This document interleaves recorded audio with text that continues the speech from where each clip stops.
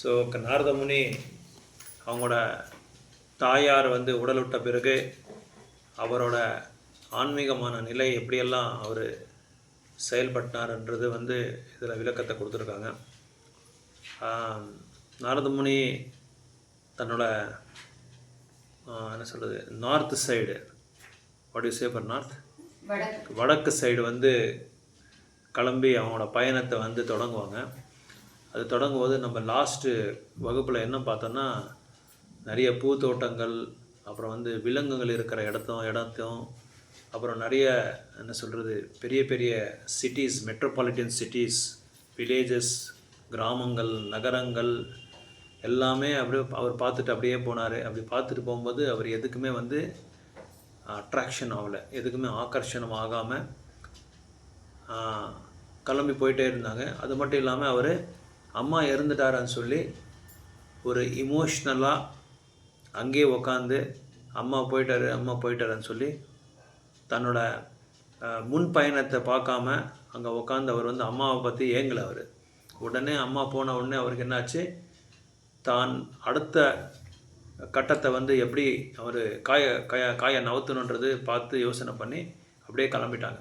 அப்படி பார்க்கும்போது கூட பல சுந்தரமான, சௌந்தரியமான, அற்புதமான நிகழ்ச்சிகளெல்லாம் பார்த்தாங்க, பொருள்களெல்லாம் பார்த்தாங்க, பூத்தோட்டங்கள்லாம் பார்த்தாங்க, கார்டன்ஸு, ஃப்ளவர்ஸு, அற்புதமான பூக்கள், அப்புறம் பரிமளமான சுகந்தமான புஷ்பங்கள்லாம் பார்த்தாங்க. அந்த வாடையை வந்து ஃபீல் பண்ணாங்க. இருந்தால் கூட யாருக்குமே எதுக்குமே அவங்க ஆகர்ஷணம் ஆகாமல், அதுக்கு வந்து எதுவுமே அவர் வந்து அடிமையாகாமல் தன்னோட பயணத்தை வந்து பகவானை நோக்கி கிளம்பிட்டே இருந்தாங்க.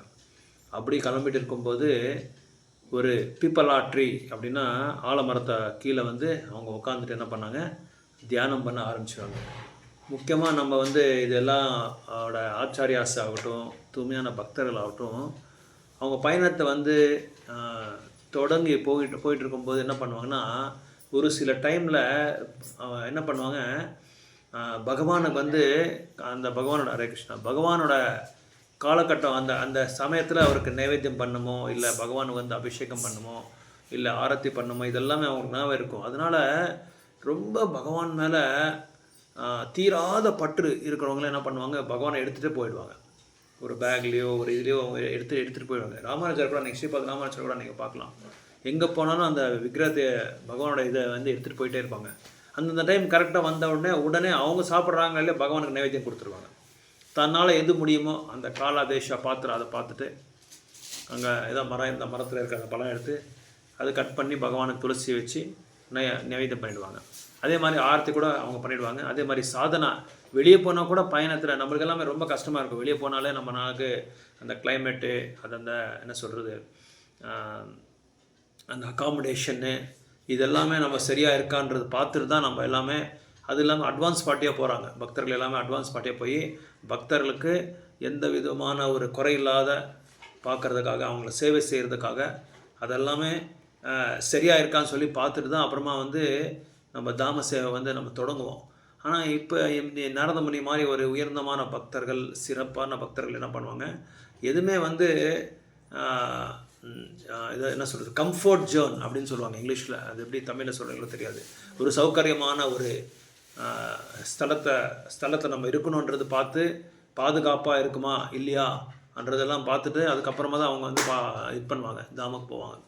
இப்படி நாரத முனி போயிட்டு இருக்கும்போது அந்த பிப்பலா ட்ரீ, அந்த ஆலமரத்தில் உட்காருவாங்க. உங்களுக்கு நல்லா தெரியும், ஆலமரத்தோட விசேஷம் ரொம்ப சிக்னிஃபிகன்ஸ் இருக்குது அதில் சாஸ்திரத்தில்.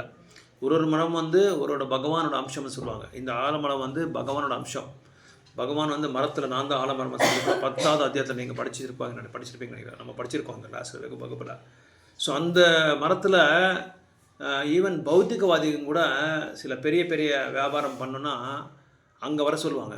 அந்த காலத்தில், இந்த காலத்துலாம் பெரிய பெரிய ஸ்டார் ஹோட்டலில் உட்காந்து கான்ஃபரன்ஸ் பண்ணுவாங்க.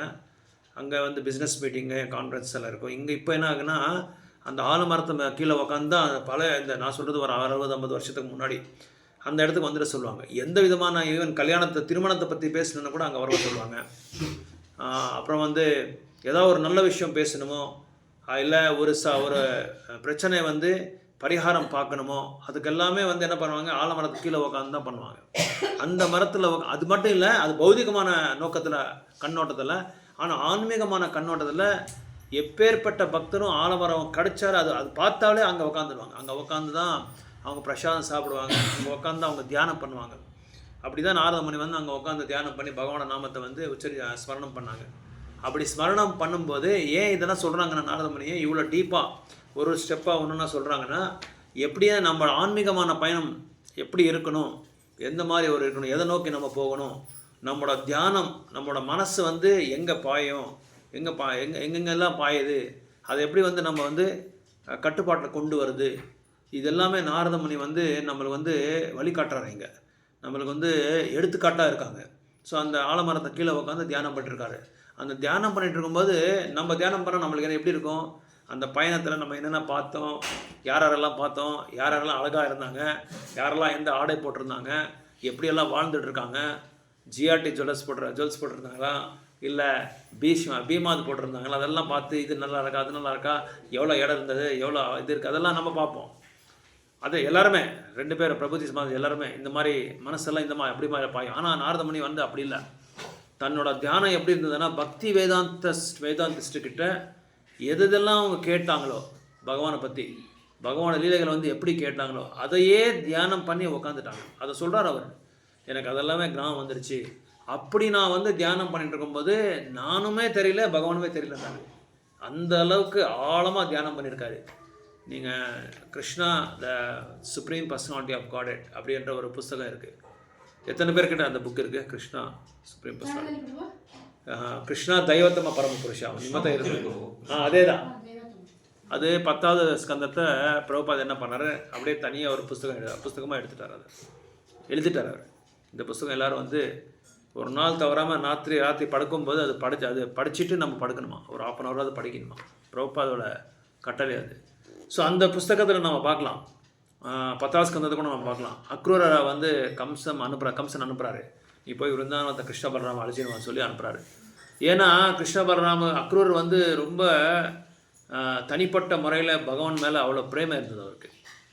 அந்த அளவுக்கு அவர் வந்து பகவான் மேலே ஒரு பாசம், ஒரு என்ன சொல்கிறது, அன்பு, பக்தி, தூய்மையான பக்தி, அப்படி அவர் அந்த மாதிரி ஒரு பயணம் பண்ணிகிட்டு இருக்கும்போது அக்ரூரை அமிச்சார் கம்சா. அப்போ கம்சர் வந்து அவரை அழைச்சிட்டு வரும்போது ஒரு அந்த என்ன சொல்கிறது இந்த மார்னிங் டியூட்டிஸ் இருக்கு இல்லையா, காலையில் நம்ம வந்து சூரியன் உதிக்கிறதுக்கு முன்னாடியே நம்ம என்ன செய்கிறோம், ஒரு குளத்துலையோ ஒரு இதில் நம்ம குளிச்சுட்டு அதுக்கப்புறம் தியானம் பண்ணுவோம். கிருஷ்ணர் கூட தான் பகவான்னு சொல்லி கூட எதுவும் ஒரு இது தன் பகவான் நான் இது பண்ண அவசியம் இல்லை அப்படின்னு சொல்லி அவர் எதுவும் நினைக்கல. அவர் கூட உட்காந்து தியானம் பண்ணார், உட்காந்து பகவான் நாமத்தை சொன்னார். கிருஷ்ணர் கூட இதெல்லாம் நீங்கள் பாகவதத்தை படிக்கலாம், 10வது ஸ்கந்தத்தை நீங்கள் படித்து அது எல்லாமே அவர் சொல்லியிருக்காங்க. கிருஷ்ணரோட டெய்லி ஆக்டிவிட்டிஸ் எப்படி இருந்ததுன்னு சொல்லி அவரே தியானம் பண்ணுவார் கிருஷ்ணரே.